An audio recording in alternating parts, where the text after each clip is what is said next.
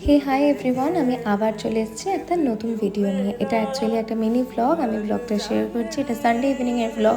আমরা সবাই গেছিলাম বন্ধুরা মিলে একটু রাজা ভাত খাওয়া ঘুরতে। অনেকদিন পর সবাই একসাথে আলিপুরে এসেছি। বলতে পারো এক প্রকার ভোট উৎসবের জন্য, ভোটের জন্য সবাই ভোট দিতে আলিপুরে এসছে।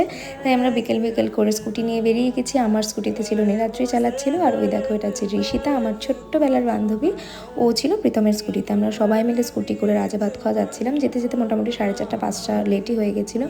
আমাদের মেন কথা ছিল এই যে চায়ের দোকানটা এখন দেখলে সেখানে দাঁড়ানোর, বাট সানডের জন্য এত ভিড় আমরা ওটাকে স্কিপ করে সামনে আরেকটা ছিল সেখানে গেছিলাম মোমো খেতে। এটা আমরা নিয়েছিলাম 1 প্লেট চিকেন মোমো, একটা ভেজ মোমো, কিন্তু বিশ্বাস করো চিকেন মোমো থেকে ভেজ মোমোটা বেশি ভালো ছিল। সবাই মিলে থাকলে যা হয়, প্রচুর গল্প আড্ডা করতে করতে রাতই হয়ে যায় মোটামুটি। সেখানে গিয়ে এই এত বড় গ্যাংয়ের সাথে দেখা হয়ে যায়। সেখান থেকে বেরিয়ে আমরা চলে যাই চায়ের দোকানে। এটা হচ্ছে তন্দুরি চা। আমাদের ডুয়ার্সের কিন্তু খুব ফেমাস তন্দুরি চা। যারাই এই মানে রাজা ভাত খাওয়া ঘুরতে আসে সবাই কিন্তু একবার হলেও ট্রাই করে, কারণ খুব ভালো ওই তন্দুরি চাটা। আমি খুব একটা চা পার্সন না, আমি চা খেতে ভালোবাসি না। আমি ওখানে কফি নিয়েছিলাম।